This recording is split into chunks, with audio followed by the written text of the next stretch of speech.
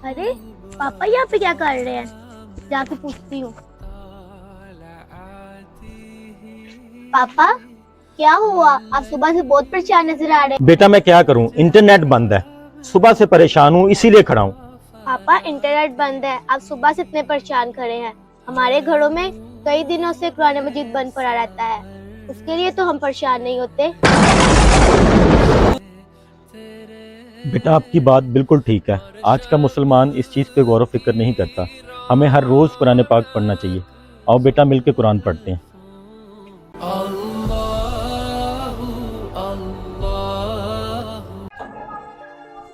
मैं 10 मिनट में पहुंच रहा हूँ। तब तक मेरी सेक्रेटरी को क्लाइंट को रोक के रखे। गाड़ी निकालो ड्राइवर। सॉरी सर, गाड़ी तो आज खराब होगी, आपको ऑटो से ही जाना पड़ेगा। अबे साले, आज तक मैंने ऑटो पे कदम रखा नहीं है और तू बोल रहा है ऑटो पे जाऊं? ये दिन आ गए मेरे। तेरी वजह से मेरी 2 करोड़ की मीटिंग मिस हो गई है। भाई आप 2 मिनट के लिए मेरे साथ चलेंगे क्या? कहाँ चलूं? भाई सिर्फ 2 मिनट के लिए मेरे साथ। चलें। बेशक हर अमीर गरीब का असल मुकाम यही है। अगर आपको हमारा मैसेज अच्छा लगा हो तो शेयर कीजिएगा। शुबान भाई, कोई काम हो तो मुझे बताना। मैं 2 महीने से बेरोज़गार घर बैठा हूँ। अगर कोई काम हो तो मुझे बताएं यार, मैं बहुत परेशान हूँ। जी ठीक है भाई। पापा जी बेटा। पापा हमारे स्कूल की फीस नहीं जमा हुई। मिस कह रही थी अगर कल फीस जमा नहीं हुई तो मैं आप लोग को स्कूल से निकाल दूंगी। हाँ पापा, और आज फीस की वजह से मिस ने हमें बहुत मारा है।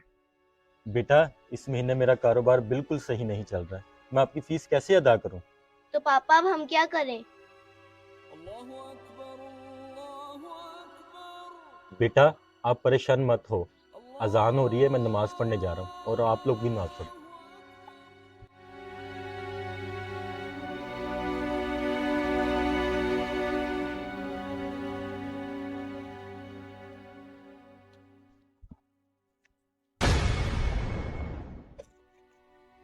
बेटा ये पैसे तुम्हारे पास कहाँ से आए? पापा वो बच्चों मैं ले आया तुम्हारी फीस के पैसे। अरे वाह पापा। पापा अगर आप वो नहीं थे तो फिर कौन था वो? बेटा जो हमने नमाज पढ़ी थी ना, ये उसी का सिला है।